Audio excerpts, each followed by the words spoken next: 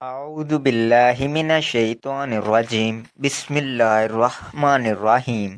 اتنی تیز مہنگائی میں ایک تسبیح روزانہ پڑھیں، گھر کے نظام میں کیا بھی مدد ہوگی۔ جو شخص روزانہ یہ تسبیح پڑھ لے اس کے گھر میں، محترم ناظرین، مہنگائی کے اس دور میں ایک تسبیح روزانہ پڑھیں، گھر کے نظام میں غیبی مدد ہوگی انشاءاللہ۔ ناظرین، جو شخص یہ چاہے کہ اس کے گھر میں خیر و برکت ہو، جتنا وہ کما رہا ہو اس میں گھر کا نظام بہترین چلے، گھر سے بیماریاں تکلیف دور ہو جائے اور اللہ عافیت والا معاملہ فرمائیں، تو یہ چھوٹا سا عمل خود بھی کریں اور تمام گھر والے بھی کریں۔ انشاءاللہ گھر کا نظام بہترین چلے گا اور کوئی پریشانی بھی نہیں ہوگی انشاءاللہ۔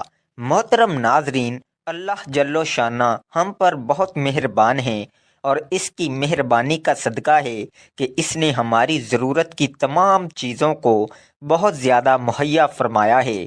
جس چیز کی ہمیں سب سے زیادہ ضرورت ہے وہ سب سے زیادہ ہے، اور جس چیز کی ضرورت کم ہے وہ کم ہے۔ اس کا مطلب ہے کہ اللہ جل و شانہ ہمیں نوازنا چاہتے ہیں، ہمیں عطا فرمانا چاہتے ہیں، اور یہ بھی معلوم ہوا کہ زیادہ ضروری چیز زیادہ عام ہوتی ہے۔ یہ قانونی دنیاوی چیزوں میں بھی ہے اور آخرت کی چیزوں میں بھی ہے۔ دنیاوی چیزوں میں یہ قانون اس طرح دیکھا جا سکتا ہے کہ ہمیں جس چیز کی سب سے زیادہ ضرورت ہے وہ ہوا ہے۔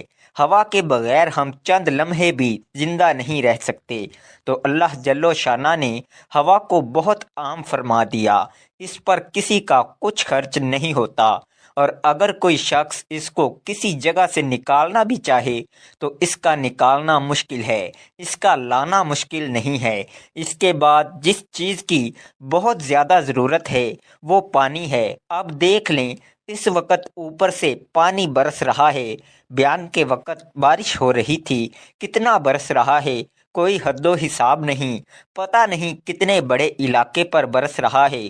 اگر خشکی اور پانی کا موازنہ کیا جائے تو خشکی کی مقدار کم ہے اور پانی کی مقدار زیادہ ہے۔ یہی وجہ ہے کہ پانی کے نظام کا اللہ تعالیٰ نے ایک سلسلہ بنایا ہوا ہے۔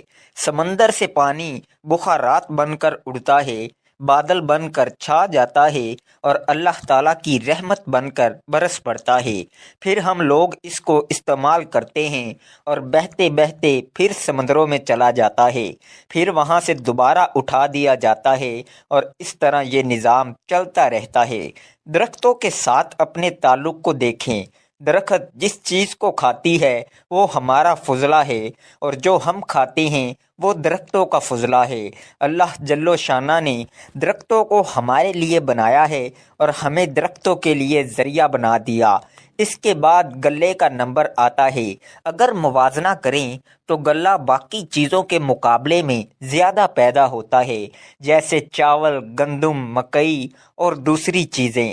مطلب یہ ہے کہ پیٹ بھرنے کے لیے اللہ پاک وافر مقدار میں غلہ پیدا فرماتے ہیں، لہٰذا مہنگا ضرور ہے لیکن باقی چیزوں کے مقابلے میں سستا ہے۔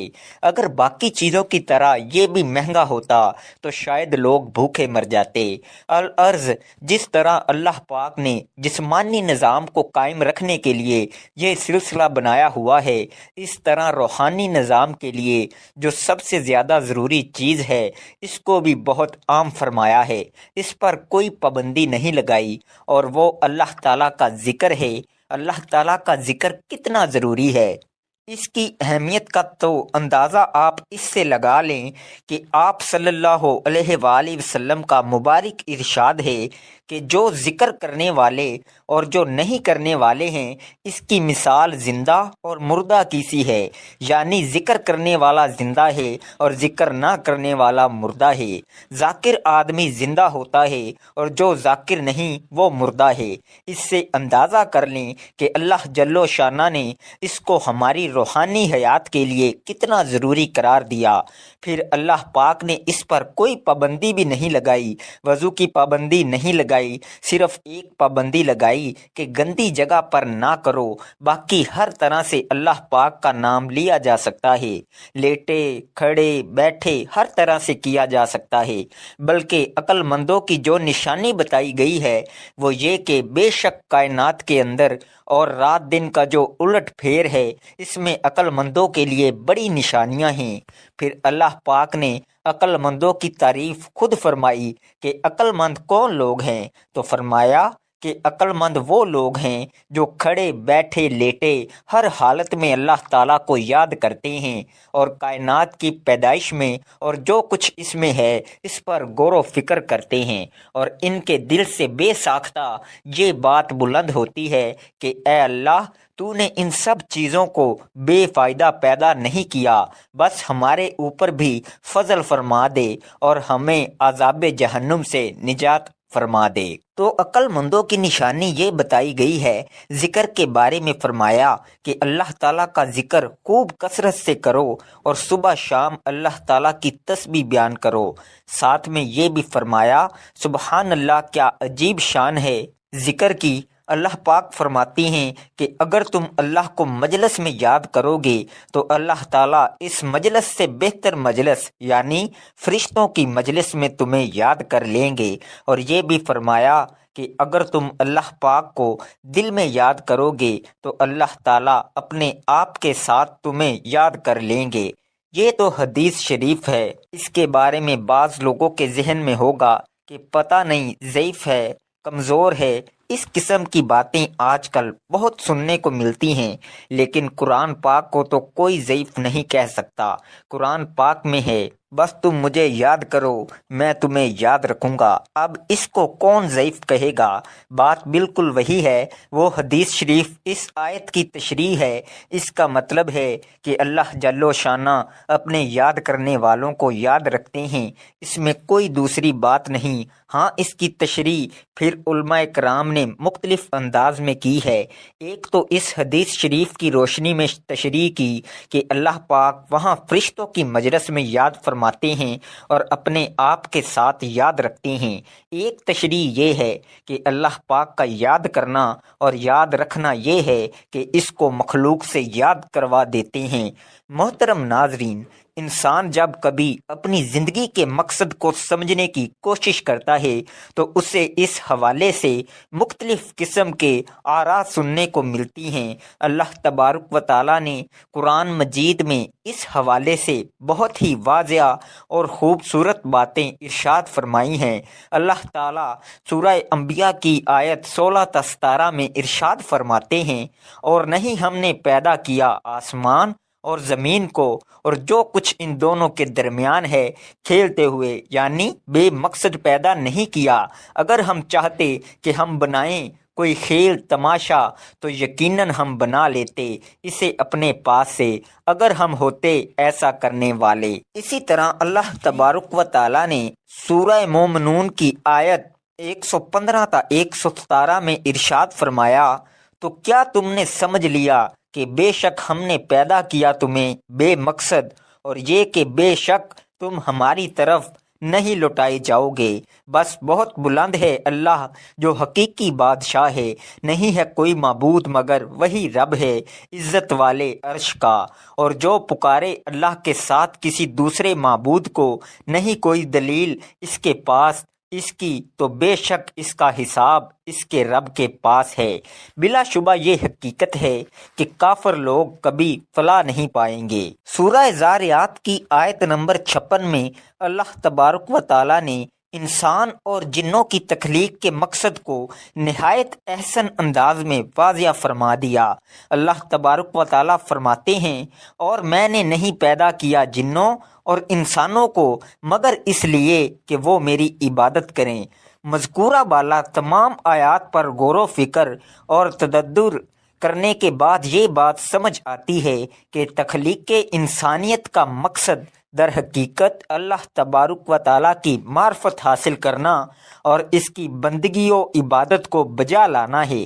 ان عبادات کو بجا لانے کے مختلف طریقے کتاب و سنت میں مذکور ہیں، جن میں ایک انتہائی خوبصورت اور آسان طریقہ اللہ تبارک و تعالیٰ کا مسلسل ذکر کرنا ہے۔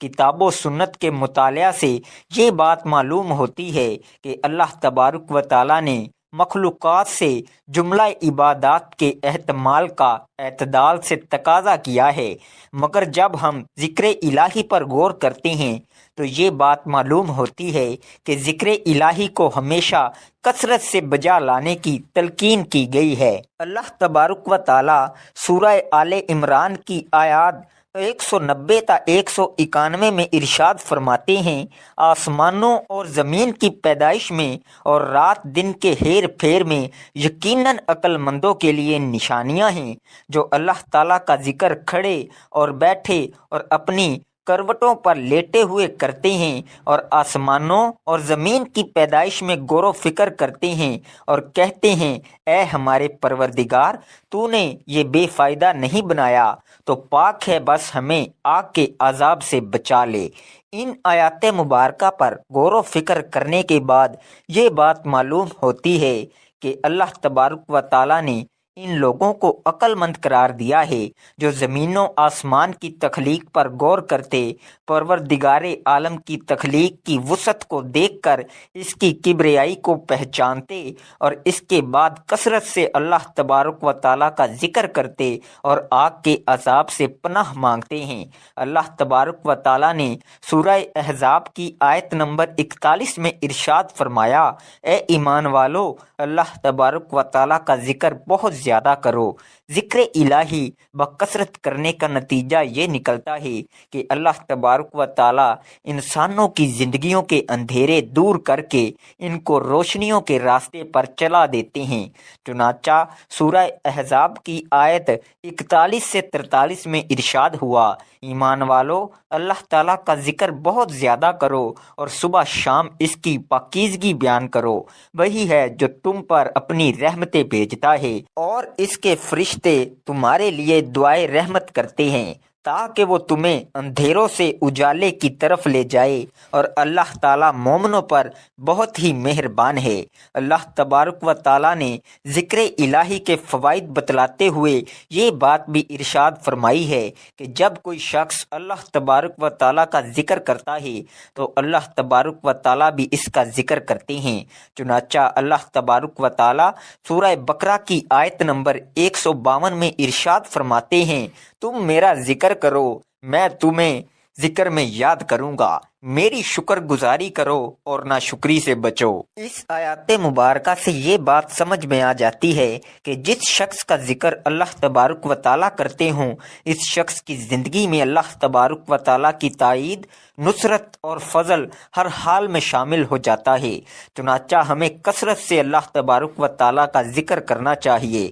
اللہ تبارک و تعالیٰ نے سورہ احزاب میں ان لوگوں کا ذکر کیا جن لوگوں کے لیے اللہ تبارک و تعالیٰ نے مغفرت اور اجر عظیم تیار کر رکھا ہے۔ اللہ تبارک و تعالیٰ سورہ احزاب کی آیت نمبر 35 میں ارشاد فرماتے ہیں، بے شک مسلمان مرد اور مسلمان عورتیں، مومن مرد اور مومن عورتیں، فرما برداری کرنے والے مرد اور فرما بردار عورتیں، راست باز مرد اور راست باز عورتیں، صبر کرنے والے مرد اور صبر کرنے والی عورتیں، عاجزی کرنے والے مرد اور عاجزی کرنے والی عورتیں، خیرات کرنے والے مرد اور خیرات کرنے والی عورتیں، روزے رکھنے والے مرد اور روزے رکھنے والی عورتیں، اپنی شرم گاہ کی حفاظت کرنے والے مرد اور حفاظت کرنے والیاں، بکثرت اللہ کا ذکر کرنے والے اور ذکر کرنے والیاں، ان سب کے لیے اللہ تعالیٰ نے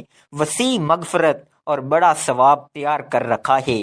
اس آیت مبارکہ سے یہ بات معلوم ہو جاتی ہے کہ وہ لوگ جن کے لیے اللہ تبارک و تعالیٰ نے وسیع مغفرت اور بڑا ثواب تیار کر رکھا ہے، ان لوگوں میں بکثرت اللہ تبارک و تعالیٰ کا ذکر کرنے والے مرد اور عورتیں بھی شامل ہیں۔ نماز کی ادائیگی کا ذکر کرتے ہوئے اس بات کو بیان کیا گیا کہ نماز فحاشی اور برائی کے کاموں سے روکتی ہے۔ ساتھ ہی اللہ تبارک و تعالیٰ ارشاد فرماتے ہیں کہ اللہ تعالیٰ کا ذکر بہت بڑا کام ہے۔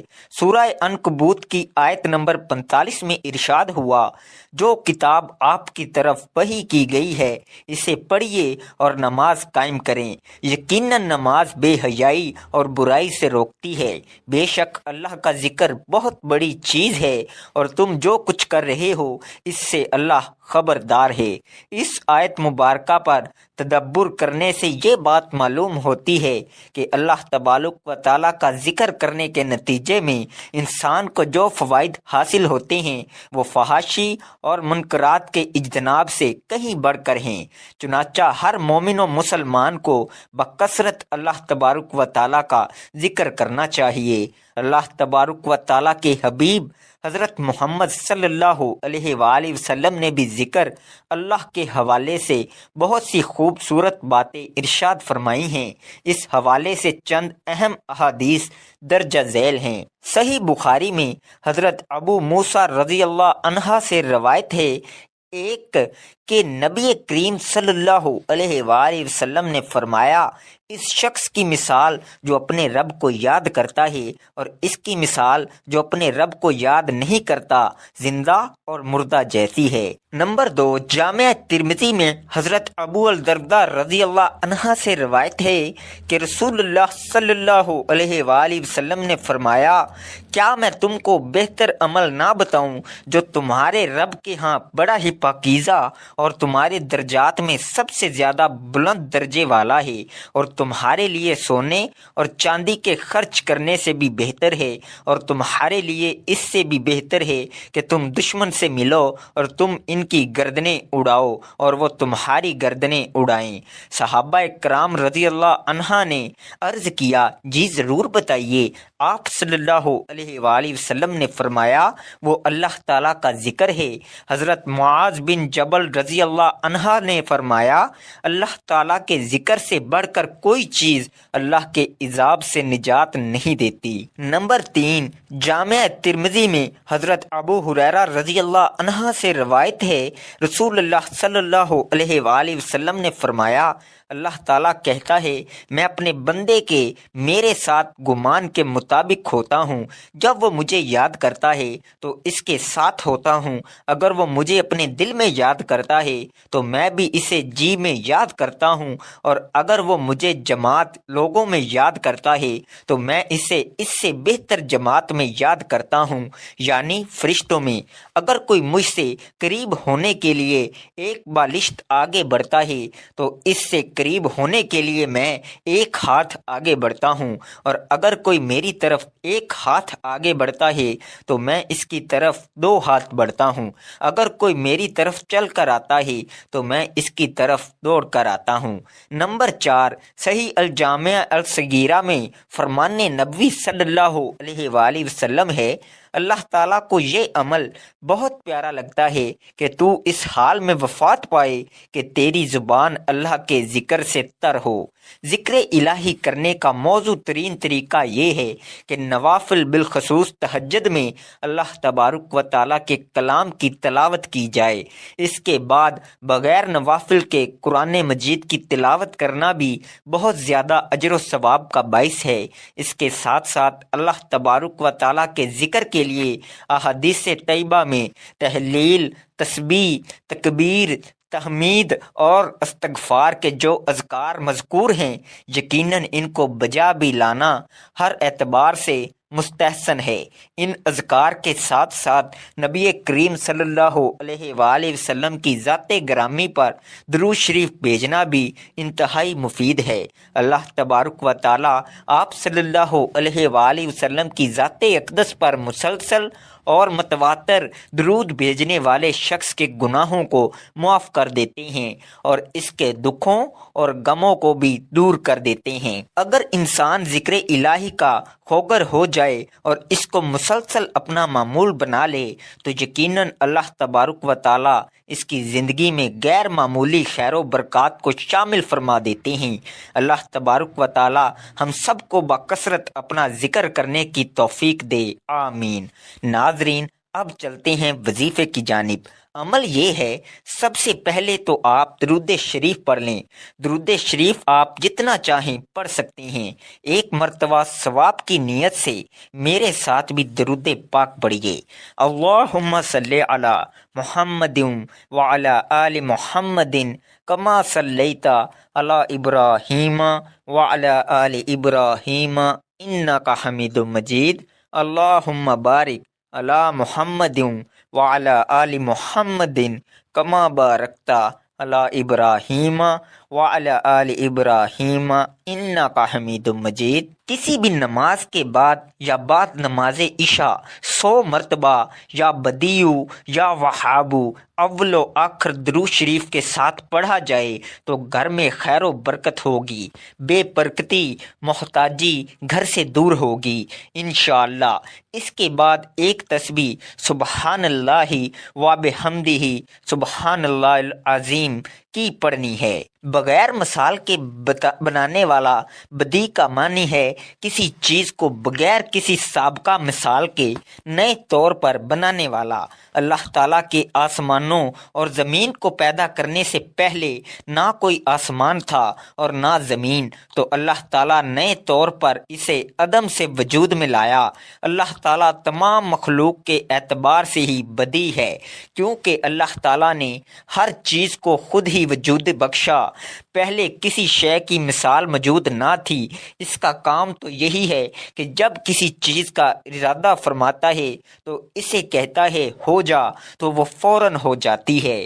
اور اس آیت سے اصل مراد یہ ہے کہ ایسا ہونا ممکن نہیں کہ اللہ تعالیٰ کسی شے کا ارادہ فرمائے اور وہ نہ ہو، بلکہ اللہ تعالیٰ کا ارادہ قطعی طور پر نافذ ہوتا ہے، اور کسی شے کو وجود میں لانے کے لیے اللہ تعالیٰ کو انسانوں کی طرح محنت و مشقت کی کوئی ضرورت نہیں، بلکہ اللہ تعالیٰ کا اس چیز کے وجود کا ارادہ فرما لینا ہی کافی ہے۔ یاد رہے کہ اللہ تعالیٰ کسی بھی کام میں کسی کا محتاج نہیں، اور اللہ تعالیٰ کا مختلف کاموں کے لیے فرشتوں کو مقرر کرنا حکمت ہے، حاجت نہیں۔ یہ بات ذہن میں رکھیے کہ اچھے کام کا نتیجہ حسین جبکہ برے کام کا نتیجہ بھیانک نکلتا ہے، لہذا برا کر کے اچھے کی امید رکھنا عقل مندی نہیں۔ بسا اوقات یہ بھی ہوتا ہے کہ انسان کام تو اچھا شروع کر دیتا ہے مگر نتیجہ خراب نکلتا ہے، اور جب وہ اس خرابی کی ظاہری وجوہات کھوجنے جاتا ہے تو اس کام میں بدنیتی، مستقل مزاجی کی کمی، لاپرواہی، سستی و کاہلی کی وجہ سے ہونے والی کوتاہیاں بطور ثبوت کے سامنے آتی ہیں۔ لیکن جب بندہ اپنے اچھے کام کے لیے اپنے رب سے یوں ہم کلام ہوتا ہے تو رحمت الہی سے اس کی امیدیں بن جاتی ہیں۔ اللہ پاک بھی اپنے بندے پر کرم نوازی فرماتا ہے اور بطور انعام اس کی کوشش کا اچھا رزلٹ عطا فرماتا ہے۔ خدا نہ خواستہ اگر وہ بظاہر ناکام بھی ہو جائے تو رحمت الہی اس کے لیے سہارا فراہم کرتی ہے، اس کے ٹوٹے دل کو حوصلہ مہیا کرتی ہے، اسے نئے عزم کے ساتھ دوبارہ اپنے مقصد کو پانے کے لیے ابھارتی ہے۔ اس تمام مرحلے میں رب سے تعلق باقی رکھنا اور زبان پر ناشکری کے کلمات نہ لانا اور دعا کرتے رہنا بھی ضروری ہے۔ رب کریم نے حدیث قدسی میں دعا مانگنے والوں کو حوصلہ دیتے ہوئے ارشاد فرمایا، بندہ جب مجھ سے دعا کرے تو میں اس کے ساتھ ہوں۔ حضرت ابو ہریرہ رضی اللہ عنہ سے روایت ہے کہ نبی کریم صلی اللہ علیہ وآلہ وسلم نے ارشاد فرمایا کہ انسان پر صدقہ واجب ہے۔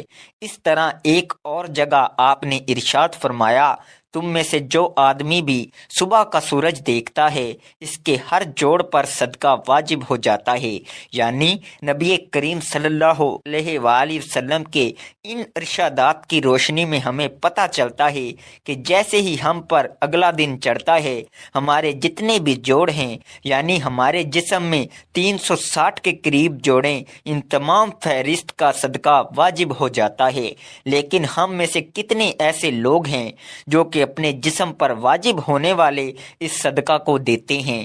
ہم میں سے زیادہ تر لوگ تو تب ہی صدقہ دیتے ہیں جب ہم بیمار پڑتے ہیں یا ہم پر کوئی بڑی مصیبت نازل ہو جاتی ہے۔ اس سے پہلے تو صدقہ دینے کا نہ تو ہمارے ذہن میں کوئی تصور ہوتا ہے اور نہ ہی ہم میں سے زیادہ لوگ صدقہ دیتے ہیں، اور یہی وجہ ہے کہ ہماری زندگیوں میں اچانک سے مصیبتیں، پریشانیاں اور تنگیاں آتی چلی جاتی ہیں اور ہمیں سمجھ نہیں آ رہا ہوتا کہ ہم زندگی میں ایسی کون سی غلطی کر رہے ہیں جس کی وجہ سے ہماری زندگی میں مسئلے اور پریشانیاں بڑھتی جا رہی ہیں، ہم پر بلائیں نازل ہو رہی ہیں، ہم پر رزق کی تنگی ہو رہی ہے اور ہم مسلسل پریشانیوں کے بوجھ کے نیچے دبتے جا رہے ہیں۔ اصل میں وہ وجہ ہوتی ہے صدقہ کا نہ دینا۔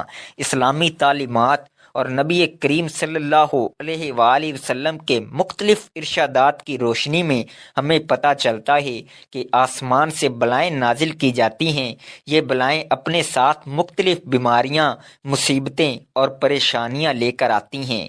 کوئی بلا اپنے ساتھ بیماری لاتی ہے تو کوئی حادثہ، تو کوئی رزق کی تنگی، لیکن صدقہ کرنا ہمیں نہ صرف ان بلاؤں سے بچاتا ہے بلکہ غربت اور پریشانیوں سے بھی بچاتا ہے۔ صدقے کی وجہ سے ہمارے رزق اور دولت میں اضافہ ہوتا ہے اور گھر میں برکت ہوتی ہے۔ اس کے علاوہ ہمیں یہ بھی پتہ چلتا ہے کہ صرف مال خرچ کر کے ہی صدقہ نہیں دیا جاتا، بلکہ اگر آپ کسی کو سلام کرنے میں پہل کرتے ہیں تو یہ بھی صدقہ ہے، پانی پلانا یہ بھی صدقہ ہے۔ اسی طرح صدقہ دینے کے بہت سارے طریقے ہیں، جیسا کہ دو آدمیوں کے درمیان صلح کروا دینا، کسی کو سواری پر چڑھنے میں مدد کرنا، کسی کو اچھی بات بتانا، نماز کے لیے جو آپ قدم بڑھاتے ہیں یہ بھی صدقہ ہے۔ راستے سے رکاوٹیں اور پتھروں کو ہٹا دیں، دوسروں کو فائدہ پہنچانا، کسی کو دعا دینا، کسی کو پڑھانا یا کوئی چیز سکھانا،